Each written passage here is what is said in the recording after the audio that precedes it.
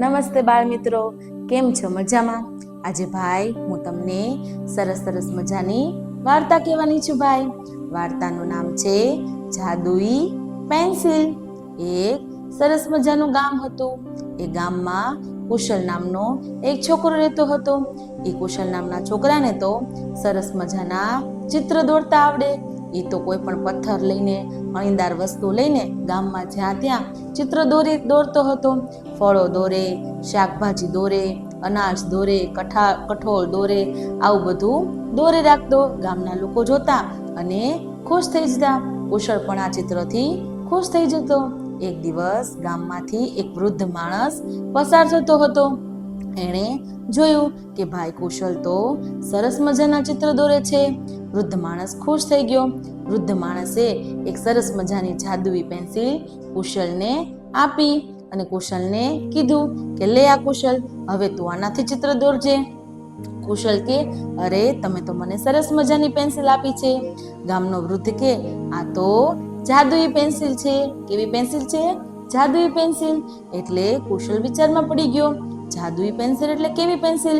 પછી વૃદ્ધ માણસે એવું પણ કીધું કે જો આ જાદુઈ પેન્સિલ છે, તું મને જ્યારે મારું ચિત્ર દોરીશ ત્યારે હું પ્રગટ થઈ જઈશ.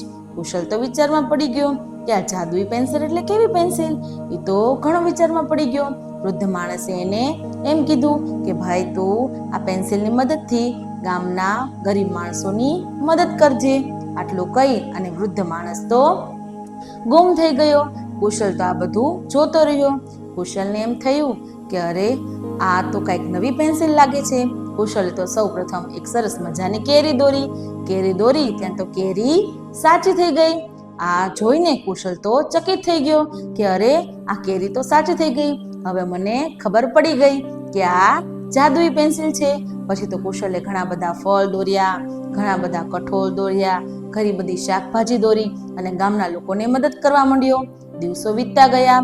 થોડા સમય થયો એટલે રાજાને ખબર પડી આ કુશલની વાત કે કુશલ પાસે જાદુઈ પેન્સિલ છે.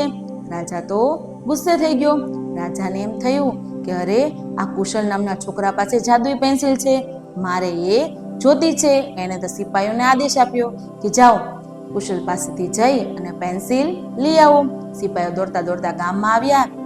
કુશલ પાસેથી પેન્સિલ છીનવી લીધી અને દોડતા પાછા રાજાના મહેલમાં ગયા અને રાજાને પેન્સિલ આપી. રાજાએ તો પેન્સિલ જોઈને ખુશ થઈ ગયો. રાજાએ તો સોનાનું ઝાડ દોર્યું, સોનાના ઝવેરાત દોર્યા, પણ એ બધા સાચા થયા નહીં. રાજાને એમ થયું કે અરે આ તો જાદુઈ પેન્સિલ હતી, તો આ કેમ સાચું ન થયું? રાજાને એમ થયું કે આ તો કુશલ જ જાદુ કરે છે. એટલે એણે સિપાહીઓને કીધું કે તમે જઈ કુશલને લઈ આવો. પાછા સિપાહીઓ દોડતા ગયા અને કુશલને લઈ આવ્યા. કુશલ રાજમહેલમાં આવ્યો. એણે જોયું કે રાજા આ બધું દોર્યું છે. કુશલ જોતો રહી ગયો. પછી રાજાએ કીધું કે જો મેં આ બધું દોર્યું છે, પણ આ બધું સાચું થયું નહીં. હવે તું દોર, તારા દોરવાથી જ બધું સાચું થાય છે. મારે સોનાનું ઝાડ જોઈએ છે, સોના ઝવેરાત જોઈએ છે. કુશલ કે અરે રાજાજી, તમારી પાસે કેટલું બધું છે, તમારી પાસે ખાવા પીવાનું બધું છે, સોના ઝવેરાત છે, તમે થોડા ગરીબ છો. મને તો વૃદ્ધ માણસે એવું કીધું તું કે તું ગરીબ માણસોની મદદ કરજે, પૈસાવાળાની મદદ કરજે, એવું કીધું નહોતું.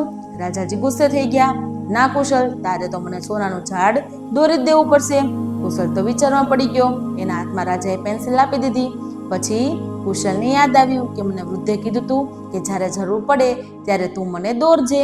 ત્યાં તો કુશલે ઝડપથી વૃદ્ધનું ચિત્ર દોરી નાખ્યું. ત્યાં વૃદ્ધ ત્યાંથી પ્રગટ થયા. વૃદ્ધે પ્રગટ થઈ અને આમ તેમ જોઈને કીધું કે રાજાજી, તમે આ શું કરી રહ્યા છો? તમારી પાસે તો કેટલી બધી વસ્તુ છે ભાઈ, તમારે આવું ન કરવું જોઈએ. કુશલ તો ઈમાનદારીપૂર્વક ગામના લોકોની સેવા કરે છે. તમે પણ ગામના લોકોની સેવા કરો. કુશલ છે એ સાચો છે અને ઈરાદાપૂર્વક સરસ ચિત્ર દોરે છે, એટલે એનામાં આ કલા છે, એટલે એ ગામના લોકોની સેવા કરે છે. તમારે કુશલ જોડે આવું ન કરવું જોઈએ. રાજાજીને મનમાં એમ થયું કે સાચી વાત છે, કુશલ તો છે એ બીજા લોકોની મદદ કરે છે ભાઈ, હું તો ખોટું કામ કરી રહ્યો છું. વૃદ્ધે પણ સમજાવ્યું કે ભાઈ તમે આ ખોટું કામ કરી રહ્યા છો. સોનાનું ઝાડ અને સોનાના દાગીનાની તમારે કશી જરૂર નથી. તમારી પાસે તો બધું છે. ત્યાં તો રાજાજીને મનમાં થયું કે સાચી વાત છે ભાઈ, મારે આવું કરવું જોઈએ નહીં. એને તો કુશલની માફી માંગી અને કુશલને એની પેન્સિલ પાછી આપી દીધી. કુશલ તો જાદુઈ પેન્સિલ લઈને ખુશ થઈ ગયો. પછી કુશલનું સન્માન કર્યું અને એને ઘરે મોકલવામાં આવ્યો. કુશલ તો પાછો બધા ફળો શાકભાજી દોરી અને ગામના લોકોની સેવા કરવા માંડ્યો અને વૃદ્ધ પાછા પોતાના ઘરે જતા રહ્યા. ખાધું પીધું ને રાજ કર્યું.